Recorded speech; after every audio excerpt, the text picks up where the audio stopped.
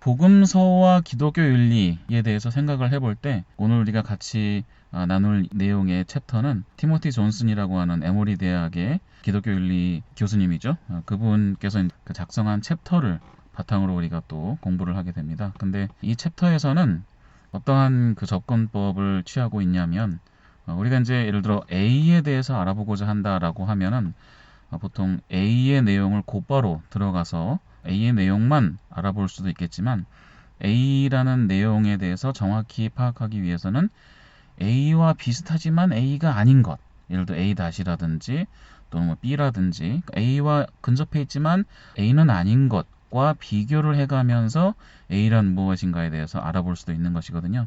그래서 오늘 우리가 생각해 볼 이 복음서와 기독교 윤리라고 하는 주제는 복음서와 기독교 윤리와의 관계, 그리고 복음서와 어떻게 보면 유사하다고 볼 수가 있지만 또는 같은 맥락에서 예전에 작성된 것으로 볼 수 있지만 지금 정경 복음서로 채택되지 않은 비정경 복음서에는 또 그럼 어떤 윤리적인 내용이 있는가를 이제 서로 비교해 보면서 과연 그래서 정경 복음서에 있는 기독교 윤리 내용은 이러하다라고 보여줄 수 있을 텐데, 이제 오늘 우리가 공부할 이 내용은 이제 그와 같은 접근법을 취하고 있다고 볼 수가 있겠습니다. 예를 들어 복음서와 기독교 윤리라고 한다면 구약에 나타난 기독교 윤리, 그리고 바울 서신서에 또는 서신서에 나타난 기독교 윤리, 그리고 복음서에 나타난 기독교 윤리가 어떻게 다른가, 뭐 이렇게 비교해 볼 수도 있겠지만 정경 복음서와 정경이 아닌 복음서의 비교를 통해서 정경 복음서에 나타나 있는 기독교 윤리가 어떠한 사상인지를 또 드러내 보는 것도 또 의미 있는 그런 작업이 될 거라고 생각이 듭니다. 그래서 오늘 이 강의의 내용을 보시면 정경 복음서에 나타나 있는 예수님의 어떤 윤리적 사상에 대해서도 알게 되겠지만 특히 영지주의라고 하는 이 비정경 복음서들에 나타나 있는 어떤 그 윤리적 사상 에 대해서 또 많이 우리가 또 배우게 될 것 같습니다. 특히 윤리적인 이슈들에 대해서는 사랑의 문제, 죄의 문제, 그리고 구원의 문제, 이 세 가지 문제에 초점을 맞추어서 내용을 한번 살펴보도록 하겠습니다. 그래서 앞서 말씀드린 바와 같이 오늘 강의의 내용은 복음서와 복음서 아닌 것 간의 비교를 통해서 복음서에 나타난 기독교 윤리의 사상을 우리가 이제 더 점검해 보고자 하는 것인데, 이 정경 복음서와 비정경 복음서, 커너니컬 가스펠스와 넌 커너니컬 가스펠스가 있는데 이들 간의 차이에 대해서 오늘 같이 한번 윤리적인 내용을 토대로 생각해 보도록 하겠습니다. 복음서들이 정경화되었다라고 하는 것은 역사의 어느 시점에서 이 네 권이 정경으로 채택되었다는 얘기죠. 그래서 그 역사적인 그런 과정이 이 내용 안에 함의되어 있는 것입니다. 그래서 이 과정 중에 예를 들어 초대교회에서는 누구의 저작물, 어떤 복음서를 채택하고 또 그 어떠한 복음서의 윤리적인 내용을 우리가 삶에 적용할 것인지에 대한 문제는 굉장히 중요한 문제였을 것입니다. 이 비정경 복음서라고 하는 이 텍스트들은 1945년에 이집트의 그 나일강 상류, 그 나일강 상류니까 이제 지도로 보면 이집트의 약간 중간에서 약간 남쪽에 해당하는 그 나그 함마디라고 하는 곳에서 고대 텍스트들이 발견되면서 비로소 이 세상의 빛을 보게 되었습니다. 이 나그 함마디에서 발굴된 이 사본들 중에 플라톤의 국가론의 일부도 발견이 되었습니다만은 많은 부분은 기독교 초기에 유통되었을 것으로 추정되는 그런 영지주의 텍스트들이 많이 발견되었습니다. 특히 나그 함마디에 이제 묻혀 있었던 그 사본들은 그 아타나시우스 그 기독론이 이제 널리 받아들여지고 또 세력적으로도 득세를 하게 되면서 아타나시우스의 기독론과는 다른 종류의 텍스트들이 이제 묻혀지게 됩니다. 그래서 이제 아타나시우스의 명령에 의해서 묻혀지게 된, 땅에 실제로 리터럴리 묻혀지게 된 그러한 이제 텍스트들이 있는데, 이제 그런 텍스트들이 정경으로 받아들여지지 못한 텍스트들이고, 또한 그 텍스트들의 내용을 이제 1945년 이후에 46년부터 비로소 이제 학자들이 보기 시작했다라고 이제 알려져 있습니다만은, 이 내용들을 보게 되면서 이 내용들이 어떻게 해서 정경에 포함되지 않았고 하는 것에 대한 연구가 이루어지게 된 것이죠. 그래서 이러한 텍스트들을 통해서 특히 2세기의 초대교회 안에서 어떤 흐름이 인지되었고, 2세기 말 정도 되었을 때 초대교회의 어떤 정통 부류에서 이제 분리되어 나가게 된 그러한 영지주의에 대한 그 내용이 이제 구체적으로 알려지게 되었습니다. 이 나그 함마디 1945년 발굴 이전에는 영지주의에 대한 글들만 주로 이렇게 전송되어 왔고 연구되어 왔는데 영지주의 텍스트 그 자체는 발굴이 된 것이 없었어요. 근데 1945년도 나그 함마디 발굴 이후에 비로소 실제 원본들이 이제 드러나게 된 것이죠. 그래서 그 원본들을 보시면 진리 복음서 The Gospel of Truth 라고 하는 책도 있었고 또 The Gospel of Thomas 도마복음서 잘 알려져 있죠. 이 나그 함마디 발굴 사본 중에 처음부터 끝까지 완전히 온전한 형태로 발굴된 그 복음서로서 유일한 것이 바로 이 도마복음서가 되겠습니다. 또 빌립의 복음서 The Gospel of Philip도 있고 The Gospel of Egyptians 이집트인들의 복음서 또 마리아 복음서도 있었고 또 아파크라판이라고 하는 것은 이제 비밀스러운 가르침이라는 뜻인데 그래서 야고보의 비밀 가르침이라는 책, 또 요한의 비밀 가르침, The Apocryphon of John, 뭐 이런 그 영지주의의 그 가스펠들, 복음서인 것이죠. 이 가스펠들이 이제 발굴이 되면서 복음서 연구가 굉장히 폭이 넓어지게 되었고 또한 기독교 사상사적으로도 영지주의에 대한 연구가 또 활발하게 이루어지게 되었습니다. 이 과정에서 이 아타나시우스를 통한 정통 기독론의 수립이 이루어지게 되고 그것은 콘스탄틴 황제에 의해서 그것이 이루어지게 되죠. 콘스탄틴 황제가 그 이태리 로마로 들어가게 되는 전쟁 과정 중에 본격적으로 들어가게 된 그 밀비안 브릿지, 밀비안 다리에서의 전투와 또 밀라노 칙령을 통해서 기독교 박해가 공식적으로 중단된 사건들, 이런 또 일련의 사건들을 통해서 정통 기독교 그리고 정통이 아닌 기독교가 가려지게 되면서 영지주의는 몰락하게 되는 것입니다. 근데 이 과정에서 우리가 오늘 특히 오늘 강의에서 잘 살펴봐야 되는 것은 바로 뭐냐면 영지주의가 몰락하게 된 것이 단순히 어떤 세력의 문제, 어떤 정치적인 이유였던 것인가 아니면 영지주의 텍스트들 안에서 발견되는 그 내용 자체에 뭔가 문제가 있었던 것인가 하는 점입니다. 그것은 단순히 역사, 정치의 흐름의 어떤 산물이었던 것인가 아니면 그 내용 자체에 뭔가 문제가 있는 것, 정통 기독교로 받아들일 수 없는 그런 내용이 있었던 것인가. 특히 기독교 윤리적으로 봤을 때, 윤리적인 내용을 봤을 때 받아들일 수 없는 내용들이 있었던 것인가 하는 것을 오늘 자세히 살펴보면 좋겠습니다. 그래서 복음서와 기독교 윤리의 관계, 특히 정경화 과정과 기독교 윤리의 관계를 한번 살펴보면 특히 기독교 초기에는 기독교 윤리적인 사상, 특히 예수 그리스도를 따르는 공동체 안에서 널리 받아들여졌고 받아들일 만한 그 내용들을 기준으로 복음서들이 정경으로 선택이 되는 과정이 있는 것이죠. 이 정경이라는 것이 어디서 하늘에서 뚝 떨어진 것이 아니라 성령님의 역사를 통해서 기독교 지도자들 간의 어떤 논의와 협의를 통해서 이것이 정경화된 것인데 이 많은 가스펠들 중에서도 특히 유독 4가지의 가스펠들만 기독교 정경으로 받아들여지고 나머지는 이제 땅에 묻히게 된 거죠. 리터럴리. 그 과정에서의 그 중요한 기준으로 작용한 것은 바로 뭐냐면 그때 당시 그리스도의 공동체 안에서 받아들여졌던 뭔가 그 공통의 분모를 가지고 있는 사상, 특히 기독교 윤리적인 내용들. 그것이 정경화 작업의 기준이 되면서 정경화 이 과정에 개입되었다는 것입니다. 그래서 이것을 자세히 살펴보면 예를 들어 우리가 지금 정경으로 받아들여지고 있는 마태, 마가, 누가, 요한의 사복음서는 예수 그리스도를 통한 굿뉴스, 좋은 소식을 전하려는데 그 초점이 있는 반면 특히 나그 함마디에서 발굴된 여러 가지 영지주의 복음서들을 보면 뭔가 그 부정적인 묘사들이 굉장히 많이 나오는 것이죠. 자세한 것은 이 다음에 또 말씀을 드리겠습니다만은. 그래서 그런 것에 있어서 큰 차이가 있다. 또한 정경으로 받아들여진 사복음서는 하나님에 대한 충성심과 이웃에 대한 사랑 이런 것들이 강조되는 반면 영지주의 복음서로서 땅에 묻혀지게 된 거기서 공통적으로 보여주는 것은 바로 뭐냐면 이러한 어떤 기본적인 틀을 약간 부정하는 그런 내용들이 있다는 거죠. 이것에 대한 자세한 내용도 이 다음 슬라이드에서 또 자세히 살펴보겠습니다. 그래서 여기서 중요한 것은 뭐냐면 사복음서 내에도 차이점이 있죠. 정경 내에서의 다양성이 있습니다. 정경으로 받아들여진 사복음서 내의 다양성도 있습니다. 특히 공간복음이라고 하는 The Synoptic Gospels, 마태, 마가, 누가 복음하고 요한복음의 차이점, 그리고 공간복음 안에서의 또 차이점이 있는 것이죠. 거기서 또 더 오래된 자료로 보는 그런 복음서와 또 그렇지 않은 복음서, 또 복음서의 어떤 저자 내지는 그 공동체가 추구했던 그 지향점들의 차이점이 또한 있습니다. 하지만 이러한 차이점들보다, 즉 정경 복음서 내의 다양성보다 비정경 복음서가 보여주는 그 차이점이 더 크다는 것이죠.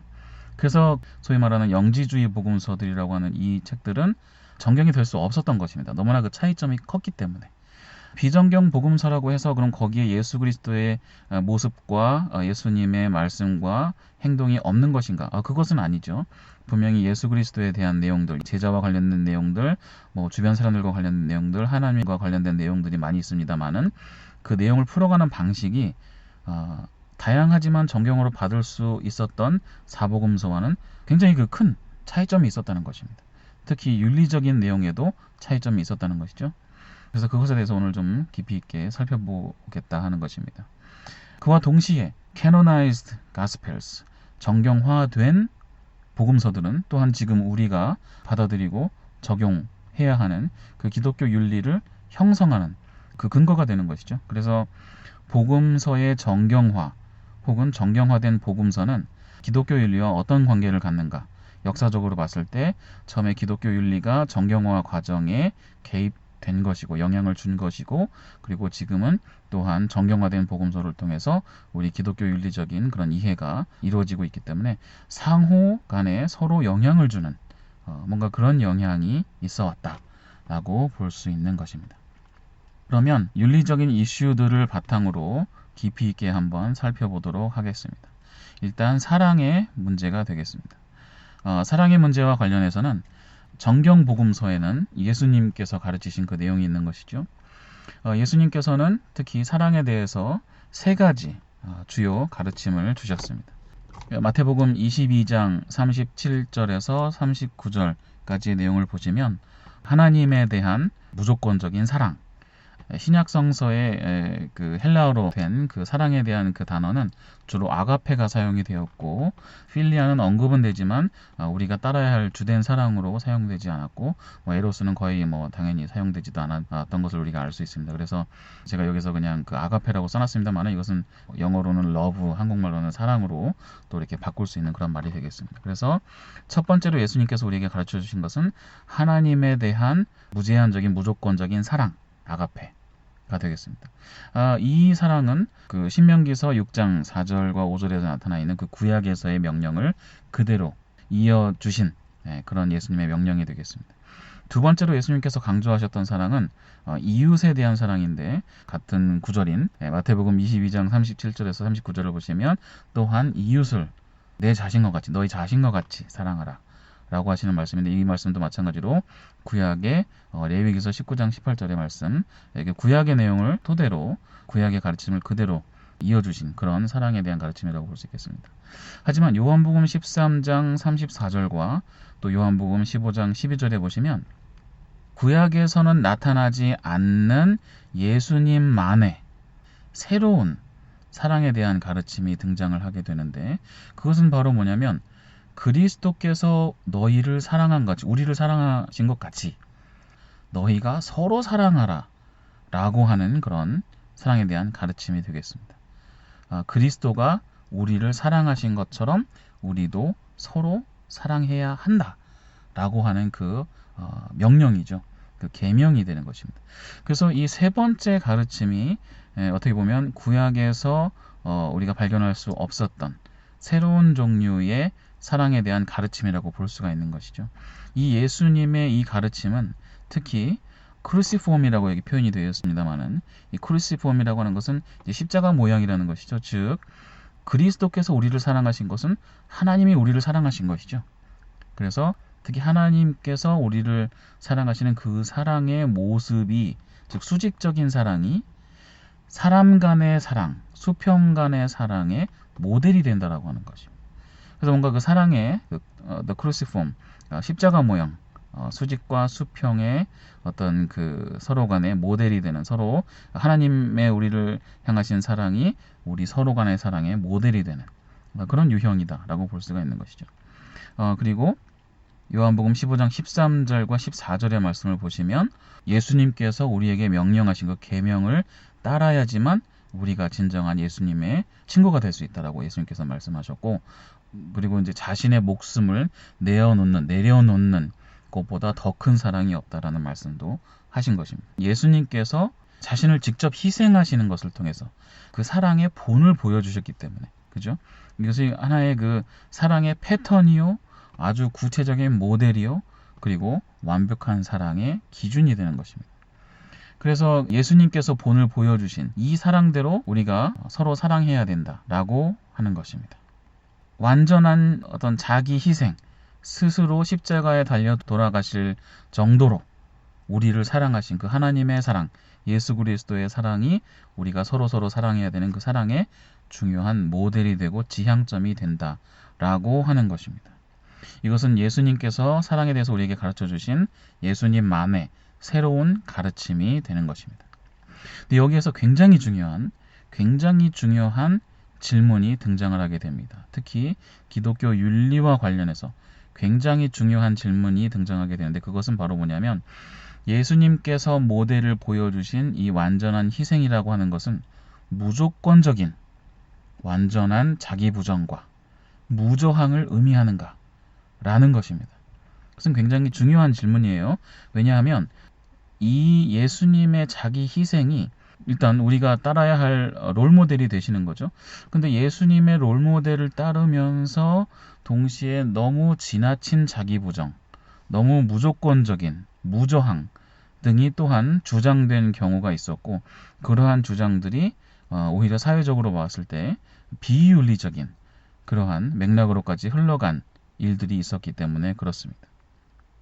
하지만 성경에 나타나 있는 그런 말씀을 자세히 보시면, 그러면 완전히 무조건적으로 자기를 완전히 내려놓는, 자기를 없애버릴 정도로, 그 정도로 자기 부정을 해야 한다든지 무저항을 해야 된다든지 하는 것은 아니라는 것을 우리가 알 수 있습니다. 예를 들면 마태복음 5장 39절에서는 예수님께서 뭐라고 하셨냐면, 나는 너에게 이르노니 악한 자를 대적하지 말라. 누구든지 오른편 뺨을 치거든 왼편도 돌려대며. 그러니까 이것을 강조하셨는데, 그러면 아무런 저항 없이 그냥 무제한으로 때리도록 내버려 둬야 한다라는 그런 말씀이신지, 그것에 대해서는 사실은 예수님께서 직접 보여주신 것이 우리에게 중요한 지침이 되기 때문에, 예수님께서는 비슷한 상황에서 어떻게 하셨는지를 한번 살펴보면, 예를 들어 요한복음 18장 22절에서 23절을 보시면 이렇게 돼 있죠. 이 장면은 예수님께서 대제사장 앞에서 신문을 받으시는 그 장면인데, 아랫사람 하나가 손으로 예수님을 친 거죠. 예수를 쳐 이르되 내가 대제사장에게 이같이 대답하느냐 하니, 예수님께서 대답을 하신 것을 보고 네가 이렇게 대답을 하냐 하면서 친 것이죠, 예수님을. 그랬더니 예수님께서 어떻게 하셨냐면, 예수님께서 대답하시되 내가 말을 잘못하였으면 그 잘못한 것을 증언하라. 바른 말을 하였으면 내가 어찌하여 나를 치느냐 하시더라. 그러니까 예수님께서 어떻게 대답하신 거냐면, 내가 말을 잘못했으면 그 잘못 말한 것에 대해서 네가 대꾸를 하면 되지. 내가 바른 말을 했다면 내가 바른 말을 했는데 왜 때리냐? 왜 나를 쳤냐? 라고 이제 말씀하신 것이죠. 그래서 예수님께서는 한쪽 뺨을 맞으면 다른 편도 돌려대라, 용서하고 이렇게 사랑할 것을 강조하셨지만, 예수님께서 직접 그 상황에 계셨을 때 물론 이제 공격을 하신 건 아니죠. 그래서 예수님이 가르친 대로 하셨지만, 그와 동시에 예수님께서는 하실 말씀을 하신 것이죠. 네. 그래서 이제 이것이 굉장히 중요한 지점이 되는데, 자기 부정, 자기 희생이 중요한데 그 과정에서도 내가 드러내야 할 뜻, 특히 올바른 것을 드러내야 하는 것, 그것은 매우 중요하다는 것입니다. 즉 올바른 것을 드러내면서 그와 동시에 자기 희생, 그게 예수님께서 보여주신 것이죠. 네. 예수님께서 옳은 것에 대해서 말씀하시면서 동시에 본인의 자기 희생을 보여주신 것이기 때문에 그 사이의 균형을 잡는 게 굉장히 중요하다는 것입니다. 이것을 잘못 오해하면 예수님께서 무조건적으로 자기 희생을 보여주셨기 때문에 우리도 무조건적으로 자기 희생해야 된다. 우리는 없다. 그냥 다 포기해야 된다. 이런 식으로 극단적으로 예수님의 롤 모델을 거론하면서 그와 같이 주장하게 되는 경우가 이제 특히 있는데, 그런 경우는 어떻게 보면 예수님께서 보여주신 롤 모델을 잘못 해석한 것이다 라고 볼 수 있는 것입니다. 또한 예수님께서는 잘 아시는 바와 같이 이제 성전 정화 작업을 통해서 또한 예수님의 어떠한 그 분노, 올바른 그 분노를 또 보여주신 적이 있죠. 그래서 완전한 무저항, 완전한 자기 부정을 의미하는가? 그거는 아니라는 것입니다. 반드시 그 안에 정의를 찾고 공의를 추구하는 그러한 것이 있어야 한다라는 것이죠. 네. 그래서 이 예수님의 그 sacrificial love, 희생적 사랑을 너무 극단적으로 오해하면 안 된다라고 하는 것입니다. 이와 같은 그 사랑에 대한 그 가르침이 비정경 복음서에는 그러면 어떻게 표현되어 있는지 한번 살펴보겠습니다. 비정경 복음서, 특히 영지주의 복음서들에는 정경 복음서에 포함시킬 수 없는 그런 내용들이 있었던 것이죠.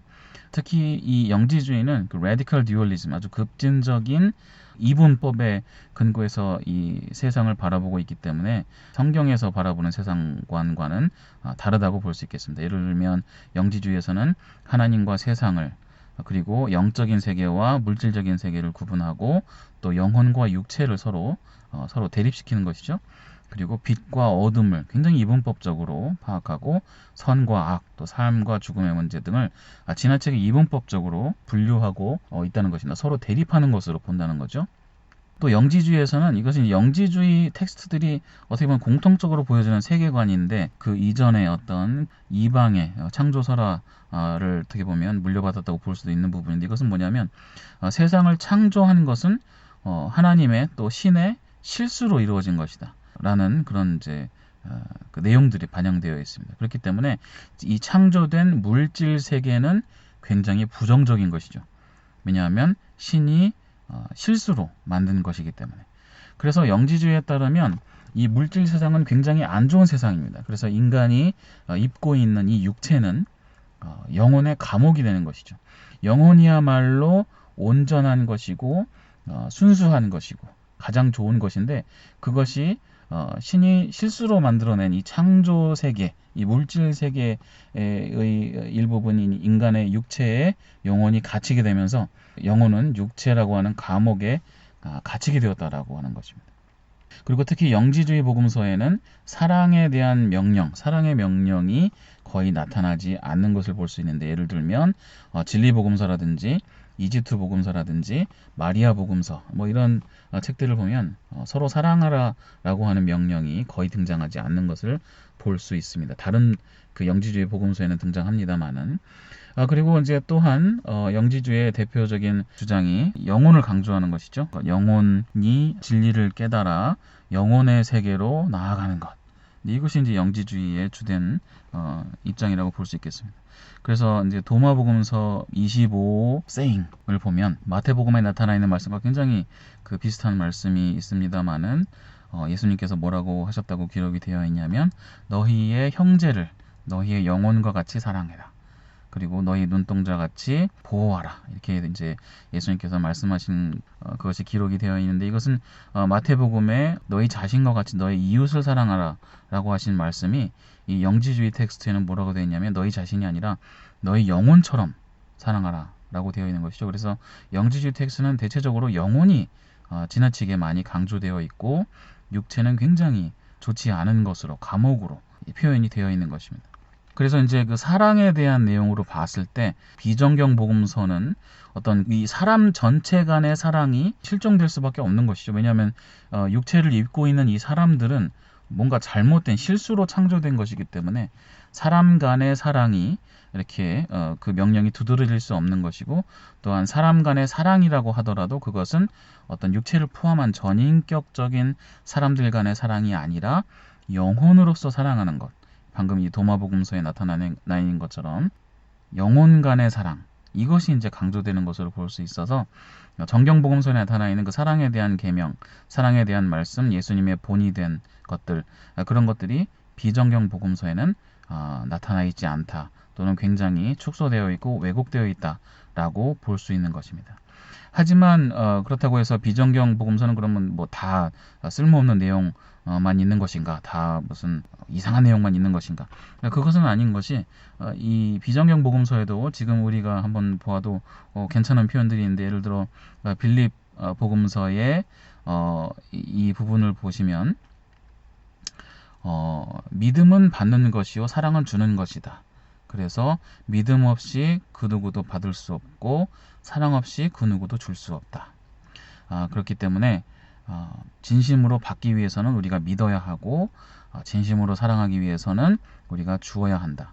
왜냐하면 사랑 없이 주는 것은 없고 믿음 없이 받는 것은 없기 때문이다. 뭐 이런 말씀들이 있어서 이런 구절들은 또 믿음과 사랑이라고 하는 중요한 두 가지 우리 기독교 덕목, 윤리 덕목을 어떻게 좀 뭔가 이 강조하는 표현으로 이렇게 표현이 되어 있어서 이런 부분들은 또 우리가 눈여겨볼 만한 것 같습니다. 우리 정경 복음서 중에서는 누가복음이 가장 영지주의와 거리가 멀다고 우리가 볼 수 있고, 반면에 굉장히 신학적인 해석이 굉장히 많이 포함되어 있는 요한복음의 경우는 영지주의 복음서와 상당히 또 거리가 그나마 가깝다. 하지만 사복음서 간의 공통분모하고 비정경 복음서, 영지주의 복음서의 그 차이는 너무나 그 차이가 크기 때문에 영지주의 복음서들은 정경으로 포함될 수 없었다는 것을 볼 수 있습니다. 죄의 문제와 관련해서 한번 생각해 보도록 하겠습니다.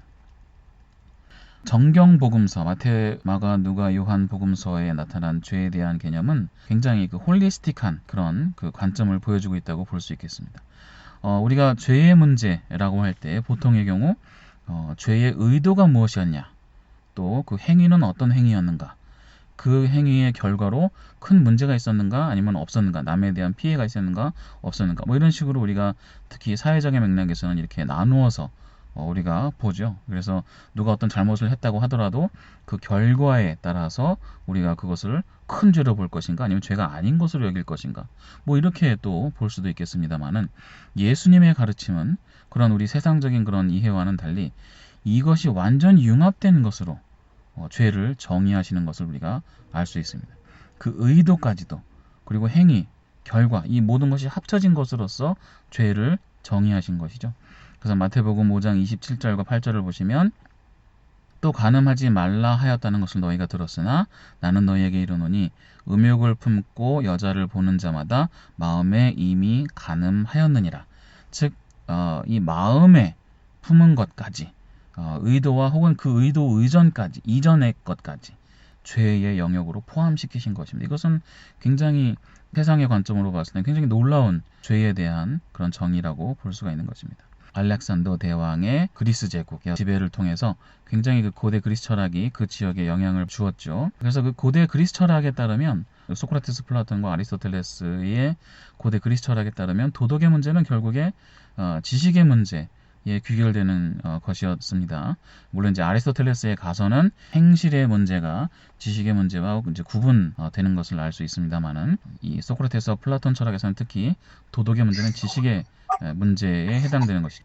하지만 예수님의 가르침을 보면 도덕의 문제는 단순히 지식의 문제, 지적인 영역의 문제가 아니라 우리가 방금 마태복음 5장의 말씀에서 본 것처럼 의지, 태도, 마음가짐, 성향, 이 모든 것의 문제가 되는 것입니다. 그래서 도덕의 영역이 그 당시에 유행하였던 고대 그리스 철학에서 주장하는 바와 굉장히 다른 것을 알 수 있습니다.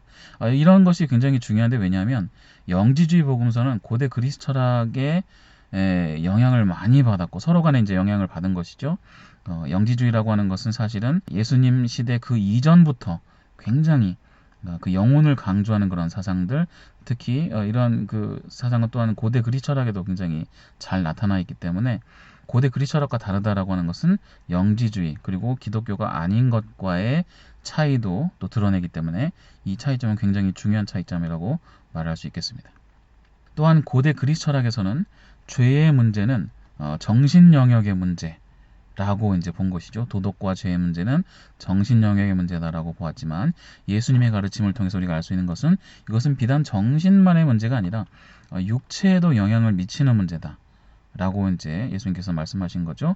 예를 들어 요한복음 5장 14절을 보시면 베데스다 못가의 병자에 대해서 뭐라고 말씀하시냐면, 병을 이제 치유해 주신 후에 그 후에 예수께서 성전에서 그 사람을 만나 이르시되 보라 내가 나았으니 더 심한 것이 생기지 않게 다시는 죄를 범하지 말라 라고 말씀하시는 것을 볼 수 있습니다. 그래서 모든 질병이 죄 때문에 생겼다라고 볼 수는 없지만 죄의 결과로 질병이 생길 수도 있다는 그 가능성에 대해서는 예수님께서 여기서 함의하신 것이죠. 그래서 죄의 문제는 육체의 결과로 나타날 수 있다는 점입니다. 굉장히 홀리스틱한 어프로치를 볼 수 있는 것이죠. 죄의 문제는 정신과 육체가 합쳐져 있는 그런 문제다라는 것입니다. 또한 마태복음 22장 37절에서 39절의 말씀을 보시면 예수께서 이르시되 내 마음을 다하고 목숨을 다하고 뜻을 다하여 주 너의 하나님을 사랑하라 하셨으니 이것이 크고 첫째 되는 계명이요 둘째도 그와 같으니 내 이웃을 내 자신과 같이 사랑하라 하셨으니 그러니까 하나님을 사랑하는 그 사랑도 마음과 몸과 목숨을 다 해야 되고 뜻도 다 해야 되고 또 우리가 이웃을 사랑할 때도 우리 자신같이 우리의 모든 것처럼 사랑하라 라고 이제 하신 것이죠. 그래서 예수님께서 강조하신 그 사랑은 이 모든 것이 다 합쳐진 것으로 죄의 문제가 이제 그렇게 이해된다라고 볼 수가 있겠습니다. 그럼 죄는 어떻게 해결되는 것인가? 하나님의 입장에서는 그리스도를 보내심으로 그리고 우리 인간의 입장에서는 그 그리스도를 믿음으로 죄가 해결된다라고 보는 것이죠. 특히 죄의 해결이라고 하는 것은 창조된 이후에 아담과 하와의 잘못으로 인한 원죄로 인한 왜곡과 상실을 그것을 회복하는 것이 죄의 해결이 되겠습니다. 그래서 이와 같은 해결은 온전한 회복이 되는 것이죠. 단순히 정신의 영역만, 영혼의 영역에서만 해결되는 것이 아니라 물질의 영역까지 다 포함되는 그런 회복을 우리가 강조하고 있는 것입니다. 그래서 성찬식을 통해서 우리가 예수님의 살과 피를 상징하는 것들을 우리가 먹고 마심으로써 우리는 완전한 회복, 즉 정신, 영혼 영역에서의 회복과 물질 영역에서의 회복까지도 다 우리가 추구하는 것. 그것이 이제 비로소 정경 복음서에 나타나 있는 온전한 영역에서의 죄의 해결이라고 볼 수 있겠습니다. 또한 예수님께서는 십자가에 올라가심으로 진정한 하늘에서 내려오심이 실현되는 것이죠. 그래서 올라감과 내려감 또한 완전하게 이루어지는 뭔가 그런 방식의 죄의 해결을 강조하고 있다는 것을 볼 수 있습니다. 여기서 이제 한 가지 뭔가 지나가는 이슈가 될 수도 있겠습니다만은 성경 복음서에 나타나 있는 죄의 문제 중에 중요한 이슈가 이제 뭐냐면 마태복음 12장에 있는 그 말씀입니다. 마태복음 12장 31절에서 32절을 보시면 그러므로 내가 너희에게 이르노니 사람에 대한 모든 죄와 모독은 사하심을 얻되 성령을 모독하는 것은 사하심을 얻지 못하겠고 또 누구든지 말로 인자를 거역하면 사하심을 얻되 누구든지 말로 성령을 거역하면 이 세상과 오는 세상에서도 사하심을 얻지 못하리라 라는 말씀이 있죠. 그래서 이 말씀을 통해서 성령을 거역하면 절대 죄사함을 못 받는다 라고 하는 그런 이제 1차적인 어떤 해석이 있어 왔습니다. 또한 이 말씀을 토대로 많은 교회 공동체에서 뭔가 그 윤리적으로 보았을 때 합당하지 않은 그런 것들을 강요하는 그런 근거가 되기도 했던 것이죠. 하지만 이것을 우리가 어떻게 해석할 것인가? 정말 1차적인 그 해석으로 예를 들어 용서가 불가능한 죄가 있다 라고 볼 것인가? 이 성령을 거역한다는 것을 어떻게 보면 다시 해석을 하면 이것은 결국엔 불신을 의미하는 것이죠. 하나님의 뜻을 거역하는 것이잖아요. 성령을 거역하는 것, 보혜사 성령님 우리 옆에서 말씀해 주시면서 우리가 하나님께로 더욱 가까이 갈 수 있도록 예수 그리스도를 믿음으로 말미암아 죄의 문제를 해결하고 하나님께 가까이 가는 것, 그것을 도와주시는 그 성령님, 그 성령님을 거역하면 결국엔 그것은 불신을 의미하기 때문에 이 마태복음 12장의 말씀을 다시 해석하면 누구든지 성령을 거역하면 이 말씀 무슨 얘기냐면 누구든지 불신하면 그런 사람은 사함을 얻지 못하리라 라고 우리가 해석을 한다면 그것은 논리적으로 봤을 때 당연한 얘기가 되는 것이죠. 그래서 하나님께서 용서해 주시지 않는 죄가 그런 종류의 죄가 있다 라고 보는 것이 아니라 예수님의 이 말씀은 결국 하나님을 거역하면 또는 예수님을 불신하면 그러면 사함을 받지 못하리라. 이제 이렇게 해석할 수도 있는 것이죠. 그래서 그렇게 해석을 한다면 결국에는 사함을 받지 못하는 죄는 없는 것이죠. 네. 그래서 한 가지 중요한 기독교 윤리에 있어서 굉장히 중요한 이슈라고 볼 수 있겠습니다. 이 죄의 문제는 비정경 복음서에는 어떻게 표현이 되어 있을까요? 영지주의의 그 특징에 부합하도록 이 영지주의에서는 죄는 결국엔 그 영혼이 참 진리, 참 지식을 얻지 못한 것으로 규정이 됩니다. 그래서 죄라고 하는 것은 이 정경복음서에는 죄라고 하는 것 역시 전체적인 어떤 의도에서부터 마음가짐에서부터 행위와 결과까지 다 포함하는 것으로 그 죄의 개념이 정경복음서에는 그렇게 표현이 되어 있습니다만은 비정경복음서에는 죄의 개념이 오직 지적인 영역에서만 부족한 것, 지식을 얻지 못한 것, 즉 어떤 육체나 어떤 물질적인 세계하고는 상관이 없는 것으로 그렇게 개념화된 것이죠. 그렇기 때문에 비정경 복음서에는 죄의 개념이 이렇게 되어 있기 때문에 그 텍스트들은 정경 복음서로 채택될 수 없었던 것입니다. 죄에 대한 어떤 그 포괄적인 예수님의 가르침을 다 담고 있지 않기 때문에 그렇습니다. 특히 영지주의 복음서에서의 죄는 이 인지적인 영역에서 뭔가 잘못 알고 있든지 진리를 잘못 깨달았든지 또는 알지 못하는 그 무지의 상태라든지 이러한 그 지적 영역에서의 실패가 바로 죄다라고 하는 것입니다. 그래서 정경복음서에서 강조하는 포괄적인 그런 예수님의 어떤 죄에 대한 개념을 담고 있지 못하다. 또한 비정경복음서는 그 신과 창조에 대해서 앞서 말씀드린 바와 같이 물질 세계의 창조는 신의 실수로 만들어진 것이다 라고 본다는 것이죠. 그래서 물질 영역인 육체는 부정적인 공간이 되는 것입니다. 우리가 무시할 수 있는 그런 대상이 되는 것입니다. 우리 육체가 뭘 하든지 간에 그것은 그렇게 그 죄의 어떤 그 큰 이슈를 차지하는 것은 아니라고 보는 것이죠. 하지만 비로소 신의 아들인 예수님이 영혼을 지적으로 깨우쳐서 이 감옥인 육체로부터 해방시키고 진리로 승천할 수 있도록 도와주는 것이 그것이 이제 죄의 문제를 해결하는 것이다. 이제 이렇게 이 영지주의 복음서에는 그렇게 표현되어 있습니다. 또한 그 창조 당시의 선악과 사건을 또한 영지주의에서는 이상하게 왜곡해서 해석하고 있는데 그것은 바로 뭐냐면 창조 자체가 이 물질 세계의 창조가 신의 실수로 이루어진 것인 그 반면 뱀이 말하는 것은 너희가 선악을 알게 하는 나무를 먹음으로 인해서 지식을 얻을 수 있다. 라는 식으로 뱀이 오히려 그 왜곡된 물질 세계의 창조의 문제를 해결하려고 했다. 뭐 이런 식으로 이제 반대로 해석을 하는 것이죠. 그래서 오히려 신에 대한 부정적인 이미지를 갖고 있는 것이고 그렇기 때문에 이 비정경 복음서는 정경 복음서가 될 수 없었던 것입니다. 이것은 비정경 복음서가 뭐 너무나 이상해서 그렇다라기보다는 예수 그리스도의 어떤 중요성을 강조하다 보니 지나치게 강조하다 보니 아버지인 하나님 또 어머니인 성령님이 어떻게 보면 오히려 부정적으로 묘사되는 이제 그런 결과를 가져왔다라고 볼 수도 있는 것입니다. 그래서 이제 이 영지주의에서는 육체를 중요한 것으로 여기지 않다 보니까 두 가지 극단적인 주장을 하게 되는데 첫 번째는 극단적인 금욕주의.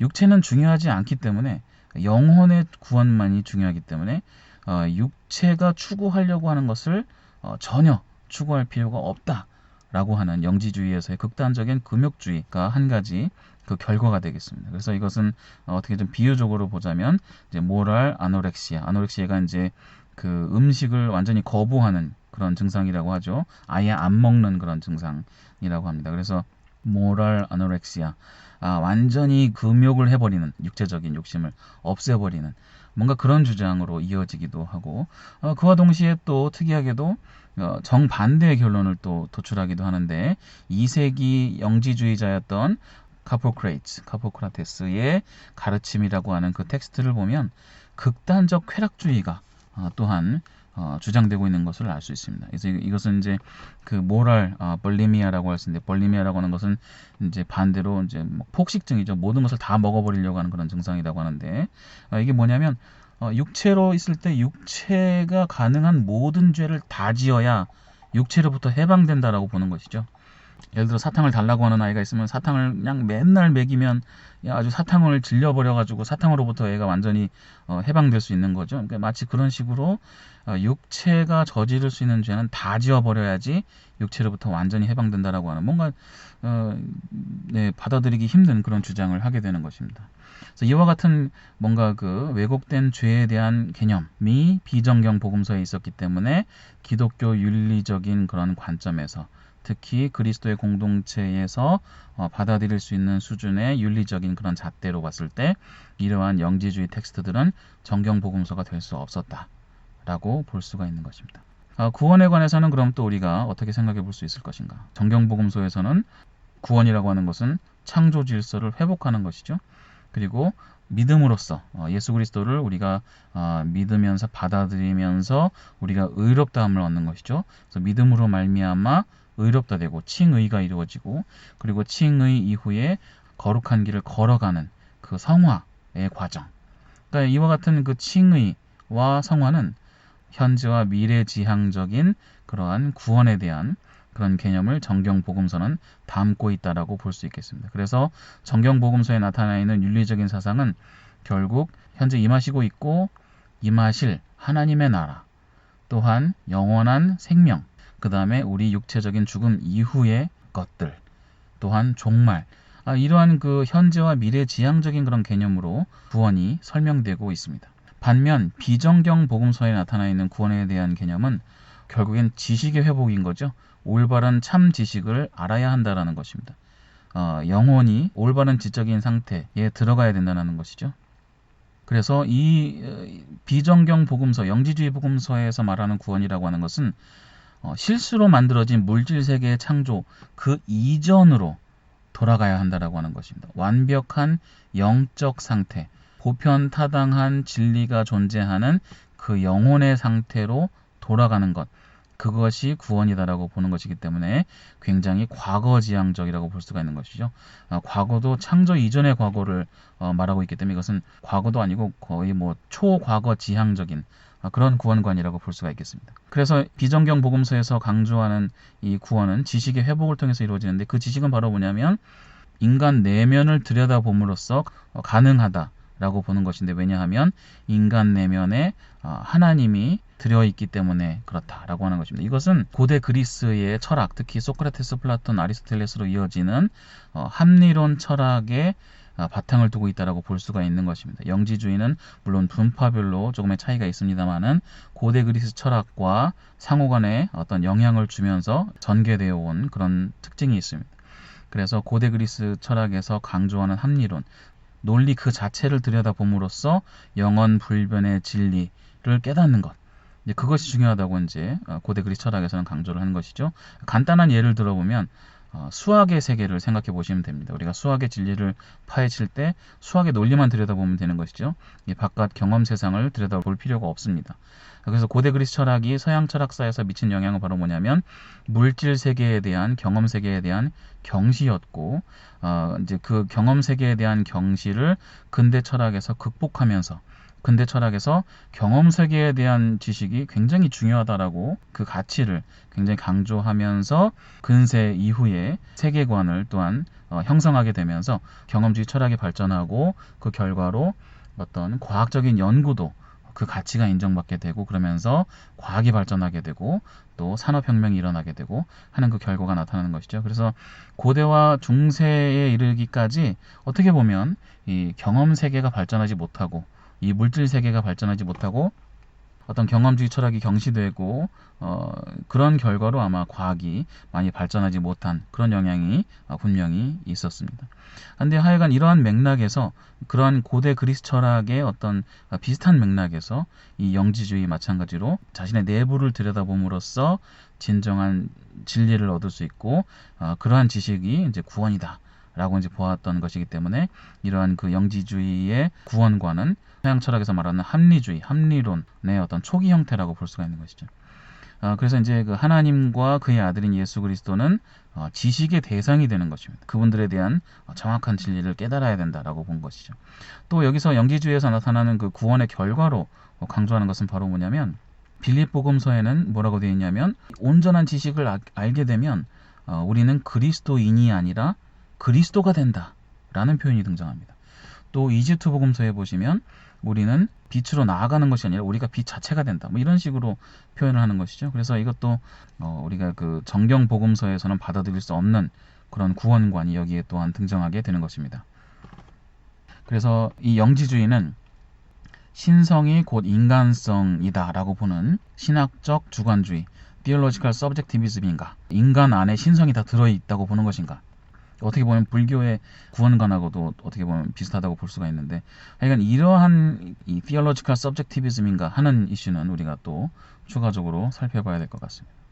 그래서 오늘 강의를 통해서 우리가 살펴볼 수 있었던 것은 뭐냐면, 정경 복음서, 또 복음서의 정경화 과정과 기독교 윤리가 어떤 관계였는지에 대해서 살펴보았고, 그리스도의 공동체를 형성하였던 초대교회에서 받아들일 수 있었던 기독교 윤리가 복음서의 정경화 과정에 어떻게 영향을 주었는지, 그리고 정경화된 복음서가 지금 우리 기독교 윤리에 대해서 어떻게 또한 기초가 되었는지에 대해서 같이 생각해 보았습니다.